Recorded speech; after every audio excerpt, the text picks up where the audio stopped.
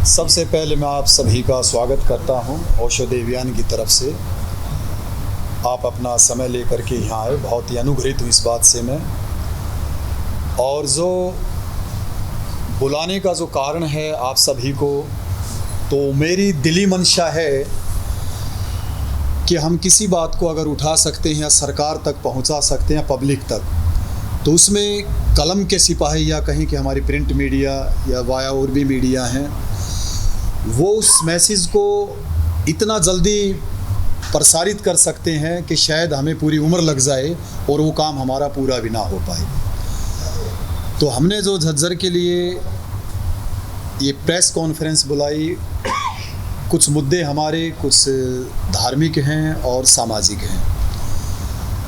एक हमारा जो पहला मुद्दा है बात करने का आपका, हमारा जो हम सरकार तक बात पहुंचाना चाहते हैं और आम पब्लिक तक भी ये बात जाए, वो ये है कि आज से 3 साल पहले जब 2019 का जो इलेक्शन था, तो मैंने उसको फाइट किया था इंडिपेंडेंट कैंडिडेट के तहत।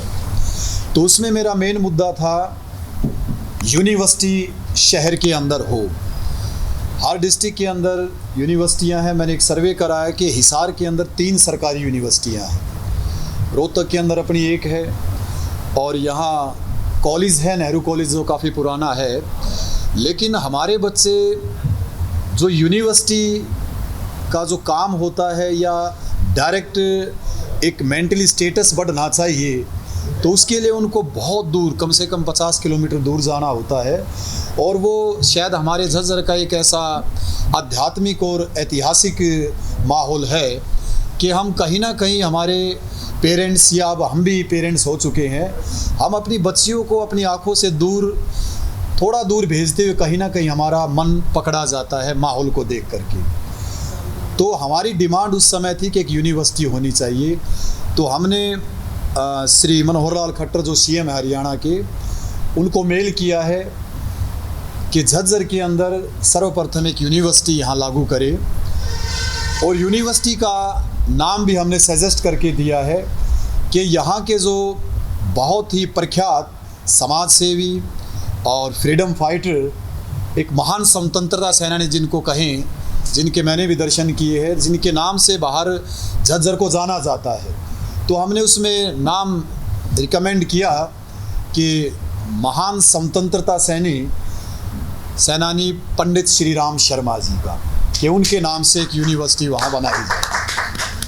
तो उसके लिए आप लोगों का जो सहयोग अगर प्राप्त हो, तो आपके लिए कॉन्फ्रेंस हमने ये बुलाई है।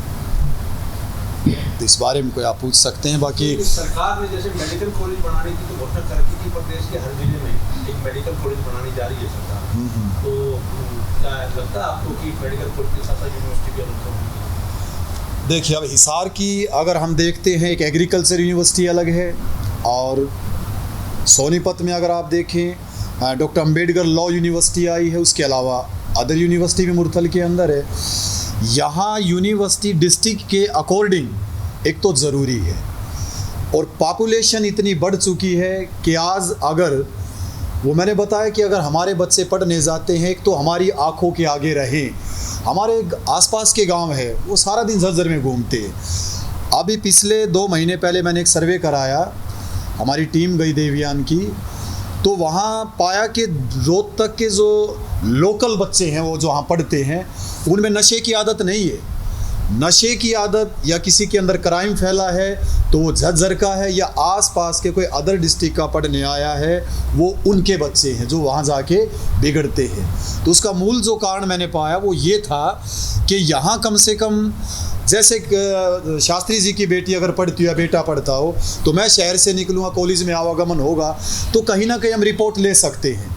लेकिन यहाँ से बच्चा जाने के बाद वो फ्री है, वो कहाँ जाए, क्या उसकी सोसाइटी है, हम उनको आइडेंटिफाई नहीं कर सकते। तो इसीलिए हम चाहते हैं कि झज्जर के अंदर यूनिवर्सिटी और होनी ज़रूरी है।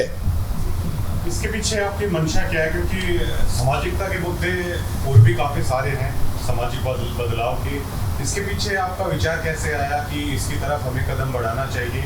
और क्या आपका प्रतिनिधिमंडल मुख्यमंत्री से या उनके यूनिवर्सिटी या सांसद या विधायक किसी से आपने अभी तक शिष्टाचार भेंट की? और क्या कोई एनजीओ या अन्य धार्मिक संगठन भी होते हैं तो क्या उनसे आपने मिलने का प्रयास किया? क्या कहेंगे इसके बारे में? हाँ, देखिए, आप सामाजिक की अगर बात करते हैं तो समाज एजुकेशन पे खड़ा होता है। आप बिना शिक्षा के समाज का निर्माण नहीं कर सकते। तो मंशा ये भीतर है कि शिक्षा का ग्राफ पहले बढ़े। शिक्षा अगर है तो अगला स्टेप फिर स्वास्थ्य पे जा सकते हैं। अगर स्टेप टू स्टेप चले तो मंशा ये है कि हमारे बच्चे यहाँ झज्जर में पढ़ते हैं, गवर्नमेंट स्कूल में है, लेकिन जो यहाँ के विधायक या कोई भी किसी ओहदे पे बनते हैं उनके बच्चे यहाँ नहीं रहते। तो ये मंशा हमारी ये कि दर्द हमें है इस बात का, क्योंकि हम शहर में हमारा जन्म हुआ है, झज्जर सिटी से हमारा प्रेम है, लगाव है। तो और कोई बेशक इस बात को ना उठाए, लेकिन हम इस बात को पूर्णतया 3 साल पहले भी इलेक्शन में हमने मुद्दा बनाया था। हम इंडिपेंडेंट थे कि हमें यूनिवर्सिटी शहर के अंदर चाहिए। यहाँ की शिक्षा मंत्री थी, यूनिवर्सिटी नहीं दे पाई। हमने उस टाइम उनसे मुलाकात की, बोली वो सेंट्रल गवर्नमेंट का मैटर, जबकि सेंट्रल गवर्नमेंट का मैटर नहीं, सेंट्रल गवर्नमेंट की अलग यूनिवर्सिटियाँ होती हैं, उनका प्लान ही अलग है। लेकिन स्टेट में स्टेट गवर्नमेंट का बहुत बड़ा हाथ, वहाँ का जो विधायक बनता है, जिसे हम अपना बनाते हैं विधायक की हमारी पैरवी करें, वो उनकी मंशा और उनका औचित्य में शामिल होनी चाहिए ये बात कि हमें ये काम करना है। तो ये बड़ी दुखद बात रही है कि शिक्षा मंत्री यहाँ होते हुए भी हमें यूनिवर्सिटी नहीं मिली। नेहरू कॉलेज के अंदर वो सब ज़्यादा कोर्सेज, हमारे बच्चे कितने पढ़ पाते हैं नेहरू कॉलेज में, बल्कि गांव के लोग आते हैं, चलो वो गांव के भी पढ़े, कोई परेशानी नहीं। लेकिन बात ये है कि डिस्ट्रिक्ट बन चुका है, पॉपुलेशन बहुत बढ़ चुकी, रिलायंस के अंडर बहुत सारी कंपनियाँ आती जा रही हैं, और इतने बड़े विकास में अगर हम यूनिवर्सिटी भी नहीं दे पाए तो फिर करप्शन कितना फैलेगा। और यूनिवर्सिटी आप समाज की सेवा के तौर पे भी ले सकते हैं, लोगों को काम मिलेगा, बहुत सारा काम रिक्शाओं का है, उनकी दुकानों का है, बुक सेलर हैं, कितना सारा काम यूनिवर्सिटी से बढ़ता है, और एक शहर की एक अच्छी डेवलपमेंट भी हो सकती है। नहीं, आपने शिक्षा मंत्री की बात की, शिक्षा मंत्री की यूनिवर्सिटी की बात करी थी, वो देनी चाहिए थी, लेकिन उस समय तो लड़कियों के लिए कॉलेज भी जरूरी था। मतलब वो शिक्षा मंत्री के रहते हुए कॉलेज भी झज्जर को नहीं मिल पाया लड़कियों का, तो इसको आप किस रूप में देखते हैं? वो हमारी शहर की पैरवी विधानसभा में ना होना क्यों इग्नोर किया गया, बात वहाँ खड़ी होती है। अब उसको हम क्या कहें, क्या हमारे विधायक को लगाव नहीं था? लेकिन अगर हम देखें तो हरिराम वाल्मीकि भी थे यहाँ, अब उन्होंने भी कोई, लेकिन वो शायद पता नहीं इस काबिल थे या नहीं। अगर बात ठीक से उठाई जाए, कन्विंस किया जाए, अपना प्रपोजल बना के विधानसभा में दिया जाए और पूरी तरह अपनी तकलीफ बताई जाए, ये विधायक का काम है। और जब तक सरकार के आगे बात नहीं जाएगी वो हमें क्यों देंगे? सरकार बहुत व्यस्त है। तो कॉलेज होना चाहिए था। तब हमने ये भी डिमांड की थी कि यहाँ वुमेन कॉलेज है महाराजा अग्रसेन, और लड़कियों का एक स्कूल है, यहाँ कम से कम एक पुलिस की गाड़ी खड़ी रहनी चाहिए। बेटियों को बड़ी तकलीफ़ होती है, आए दिन छेड़खानी के मामले, कितने सारे इज्जतदार आदमी के बेटी के छेड़खानी के मामले बाहर नहीं लेके जाते। उसका मतलब ये नहीं कि वो चीज़ें बंद हुई। तो हमने उस समय एक पुलिस प्रोटेक्शन के तहत वो किया था कि कम से कम एक गाड़ी खड़ी रही। अग्रसेन कॉलेज के सामने हम थोड़े दिन के लिए सफल रहे, हम करा पाए क्योंकि हमारा घर उधर है, हम देख चुके थे कि बहुत बड़ी गड़बड़ यहाँ चली हुई है। तो प्रशासन ने उस टाइम हमारी मदद की और वो गाड़ी खड़ी, लेकिन अब वो गाड़ी भी नहीं है। तो ये जो बात है, इसीलिए हमें भाई ने कहा ना आपका कि आपका जैसे होता है, आपने खाली मेल डाल दिया सीएम को, तो इससे तो बात नहीं बनी। कोई आपका प्रतिनिधिमंडल है या कोई भी आपका संगठन है किस प्रकार से सीएम से या यहाँ के प्रतिनिधि से या सांसद से कोई मिलने वाला है? देखो, मैंने जवाब दिया कि एक बार मैडम गीता बुक्खल से हमने एप्लीकेशन दी, मिले थे हम, वो ठंडे बस्ते में गए। माननीय भूपेंद्र सिंह हुड्डा जी का प्रोग्राम था यहाँ सेक्रेटेरिएट में, एक बार आए थे किसी ओकेज़न में, तब भी हमने एक लिखित रूप से दिया था। अब वो वर्कर जो पकड़ते, हमें यही नहीं पता कि हुड्डा साहब के पास वो एप्लीकेशन गई है नहीं, हम उनको क्या कहें?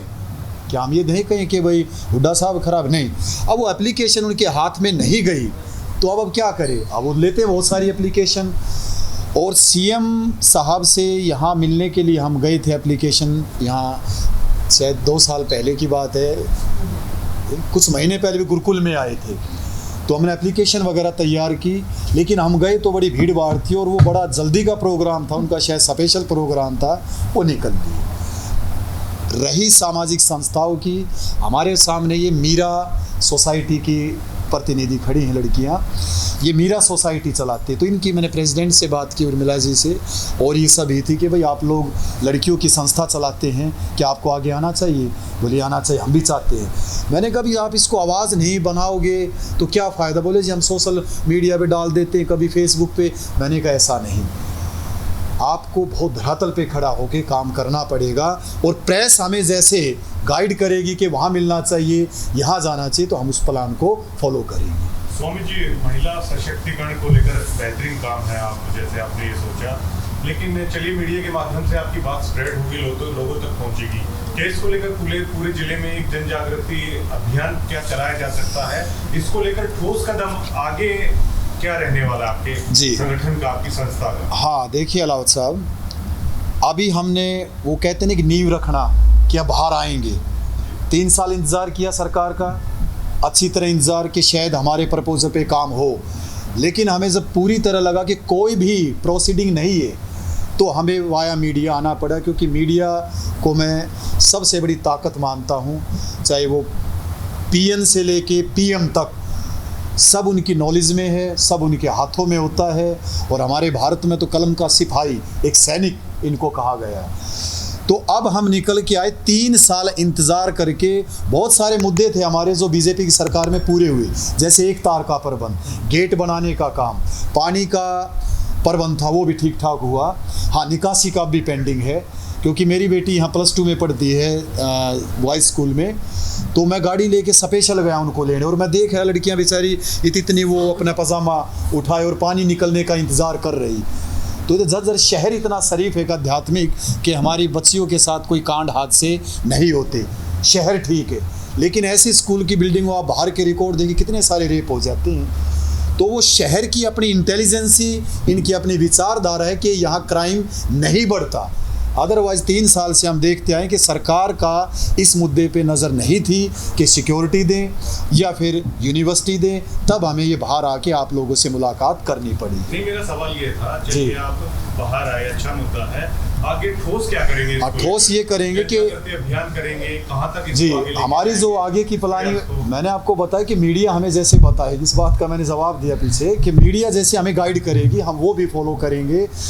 इसके अलावा जो हमारा एक व्यक्तिगत जो मामला है इसको प्रसारित करने का, वो ये है कि हम एक सिग्नेचर, एक मूवमेंट, हस्ताक्षर अभियान के घर घर जाके कौन कौन इस बात पे एग्री है कि पंडित श्री राम शर्मा जो स्वतंत्रता सेनानी है उनकी यूनिवर्सिटी यहाँ बननी चाहिए, या फिर उनके नाम से अगर कोई प्रॉब्लम है तो झज्जर यूनिवर्सिटी दे दें, या जो उनको मंजूर हो करे। लेकिन हमें तो एक नाम सजेस्ट किया है, हमें एक हस्ताक्षर अभियान, और छोटी छोटी जो ये संस्थाएं हैं खासकर लड़कियों की, औरतों की, उनमें जा के बात करके, और एक बहुत बड़ी सभा करने का प्लान है। और जहां सीएम साहब आए या कोई शिक्षा मंत्री आए उनके सामने ज्ञापन देंगे, वहां से बात नहीं बनती तो हम सेंट्रल गवर्नमेंट का दरवाज़ा खटखटाएंगे।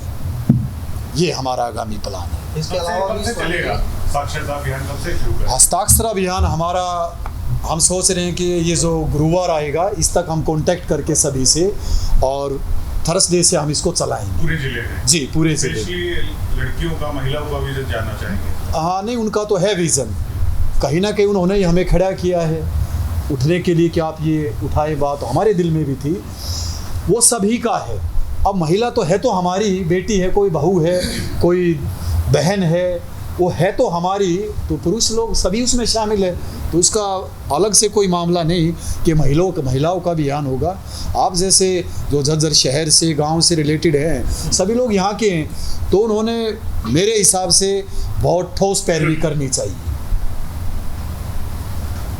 पानी बिजली की व्यवस्था भी खराब है सर, स्वामी जी इसके बारे में क्या कहेंगे? देखो पानी, बिजली, सड़क। हाँ, हम जब शहर में छोटे थे तो 2 बजे पानी आता था, और पानी बड़ा ख़राब आता था, और एक हैंडपम्प होता था, उसको खींच के वो कब बोल जाए मुझे याद नहीं कि मेरी 15 साल की एज थी तब तक मैं कभी पूरी रात सोया हूँ, इतनी व्यवस्था ख़राब थी। और अब अगर देखें तो पानी, इससे पिछली जो सरकार थी उसमें पानी की समस्या का सोल्यूशन हुआ है, बहुत बढ़िया टैंक बने हैं यहाँ, उसको हम कैसे नेगलेक्ट कर सकते हैं। अच्छे से जो साहब हुड्डा साहब की सरकार थी उसमें पानी का पुख्ता प्रबंध हुआ है। अब पानी में जो दिक्कत आई है, एक गंदा पानी है, दूसरी बात निकासी नहीं है। ये अभी का जो अगर करंटली देखें तो मामला है। दूसरा, अगर आप झज्जर पे बात करें, हॉस्पिटल का है, कहने को 100 बेड का हॉस्पिटल है, लेकिन मात्र मैंने देखा 8 या 10 डॉक्टर हैं, कुछ उसमें ट्रेनिंग से गए हुए। यहाँ कम से कम 40 से ऊपर डॉक्टरों की ज़रूरत है। अब ये तो एक रेफर सेंटर हो गया। नक्सीरी आ गई, अभी हमारे एक साथी है बलराम यादव, उसके पापा को नक्सीरी आ गई, रोहतक रेफर कर दिया जी। अभी तो रेफर सेंटर हुआ यहाँ तो स्वास्थ्य पे अगर बात करें तो वो भी ज़रूरी है। अब कितने सारे केसेस जैसे कि पीजीआई में जाने से पहले दम तोड़ देते हैं, गाड़ियों में, एम्बुलेंस में, यहाँ मैंने देखा ऑक्सीजन का प्रबंध नहीं है। तो ये बड़ी बारीकी से, तो मुझे तो झज्जर हॉस्पिटल में कोई पेशेंट लेके कभी जाना पड़ा हो तो मैं देखता हूँ कि डॉक्टर साहब वहाँ बैठे, वहाँ पीएन है, वहाँ वो है। आप लोगों को पता नहीं यकीन होगा या नहीं, लेकिन मेरी आंखों देखी बात है, मैंने झज्जर के हॉस्पिटल में ड्राइवर को स्टिच लगाते देखा है, लेकिन उस टाइम बड़े फ़ोन नहीं थे कि हम उसको देखें। तो अगर मुद्दों की बात करें तो सब कुछ बड़ा सिस्टम बिगड़ चुका है। मैंने बताया कि ये झज्जर एक भगत शहर है, पंडित श्रीराम शर्मा जैसे बहुत अच्छे विद्वान पुरुष जो हुए हैं यहाँ, और बेनामी संतों की यहाँ कृपाएं रही हैं, काशीगिरी प्रसादगिरी महाराज का, ये संतों से घिरा हुआ है। तो लोगों में इतनी जागरूकता और एक सहानुभूति और प्रेम है कि आपस में मदद करते हैं, वरना अगर सरकार के भरोसे चलें तो झज्जर कभी का नष्ट हो चुका होता। शिक्षा, स्वास्थ्य, सुरक्षा जी, कितना पिछड़ा मानते हैं झज्जर को, किसको जिम्मेदार मानते हैं? देखिए, जिम्मेदारी तो हमारी अवेयरनेस की है, हम जागरूक नहीं हैं। सरकार तो शुरू से सुनते आए भाई बहरे होते हैं सरकार वाले, उनको जहां वोट का बेनिफिट लगेगा वहां वो काम करके दिखाएंगे। उसके कान तक, सरकार के कानों तक बात पहुंचाने के लिए खड़ा तो हमें होना पड़ेगा। तो ये कहीं ना कहीं हमारी कमी है। सरकार से हम जब वोट दे के सरकार बना सकते हैं तो क्या हम खड़े होकर अपना काम नहीं करा सकते? तो ये कमजोरी हमारी होगी। सरकार को क्या दोष देंगे? हमें मज़ा आ गया शायद पेशेंट को रोहतक ले जाने में, हमें मज़ा आ गया शायद बच्चों को बाहर यूनिवर्सिटियाँ भेजने में, वो बिगड़ते तिगड़ते रहो। तो वो हमारी एक कहेंगे कि कमज़ोरी है। नहीं तो हमें खड़ा होकर के और शहर की एक आवाज़ उठानी चाहिए। हम उस व्यक्ति का जिक्र कर रहे हैं जिन्होंने 15 जनवरी 1922 को टाउन हॉल के झज्जर में अंग्रेज़ों की हाजिरी में झंडा ठोक दिया। हम उस शहर के वासी हैं और उसका शहर और दमनकारी यानी बैठा है जुल्म सहता हुआ। तो ये कमज़ोरी किसी सरकार की नहीं, ये हमारे शहर की कमज़ोरी है। अब गांव के लोग शहर की तरफ आस लगा के देखते हैं, लेकिन कुछ भी नहीं बन पाती बात। हम ऊपर आस लगा लेते हैं और उसका मैटर ये है कि हम शहर को भूल करके छोटी छोटी पार्टियों में हम अपने छोटा छोटा एक ओहदा या कहीं छोटे छोटे लालच पूरा करने में लगे हैं। लेकिन जो एक सामूहिक तौर पे हम सबसे पहले झज्जर के वासी, उस पर ध्यान हमें देना चाहिए। पाक जहारा स्टेडियम का नाम मुख्यमंत्री ने महर्षि दयानंद जी के नाम पे किया जी, लेकिन अभी तक महर्षि दयानंद सरस्वती के नाम का वहाँ पे प्लेट हो या वो अक्षर हैं वो अभी तक लगाए नहीं गए हैं। तो क्या इसके लिए भी कोई प्रयास करेंगे कि जल्द से जल्द महर्षि का नाम है वहाँ पे लिखवाना चाहिए? देखिए साहब, हम छोटे छोटे थे तो वहाँ देखते थे, एनसीसी के कैडेट थे हम, तो वहाँ स्वामी दयानंद, महर्षि दयानंद की स्टैचू हम देखते थे। अब तो मुझे काफ़ी टाइम हो गया वहाँ गए हुए। स्टेडियम आप सिलानी का लें, इसमें ठेकेदार के पास बजट नहीं है। आप इन छोटे छोटे की अगर हम बात करें तो वो एक मुद्दे ज़्यादा जाते हैं, लेकिन हमारा जो मेन सिलसिला है कि भाई सबसे पहले आदमी को एजुकेटेड करो। अगर शिक्षा है तो दिमाग का विकास है, और दिमाग का विकास होगा तो आदमी एक्शन लेगा। हम बिना शिक्षा के कुछ नहीं कर सकते। मेन मुद्दा यूनिवर्सिटी हो झज्जर में, और यूनिवर्सिटी हो तो स्वतंत्रता सेनानी शहीद जो एक दर्जे के तौर पे जिन्होंने ये देखे कि 1922 में वो मात्र 22-23 वर्ष के थे, क्योंकि 1 अक्टूबर 1899 का उनका बर्थ था। तो 21-22 साल के ने अपना तिरंगा झंडा फहराया है। मैं कहता हूँ कि किसी भी कांग्रेस का कोई आदमी पंडित श्रीराम शर्मा के अलावा जिसने ऐसा पंगा जिनको घोड़ों के पीछे बांध के और रगड़ा गया हो, तोड़ा गया हो, और इतना जुल्म जिसने सहा हो और हरियाणा का इतिहास लिखा, साहित्यकार का उनको पुरस्कार दिया गया है, कितनी सारी किताबें लिखी हैं, और ऐसे व्यक्ति को इग्नोर करना, सीधी सी बात है, वो फिर चाहे बीजेपी है चाहे कांग्रेस है, वो हमारी कुछ नहीं लगती। हम काम करेंगे इस पर। तो ऐसे व्यक्ति के नाम से हमने यूनिवर्सिटी की डिमांड की, और अभी पूरी तरह हमारा मुद्दा ही ये है कि ये यूनिवर्सिटी यहाँ दी जाए। और कोई पूछिए।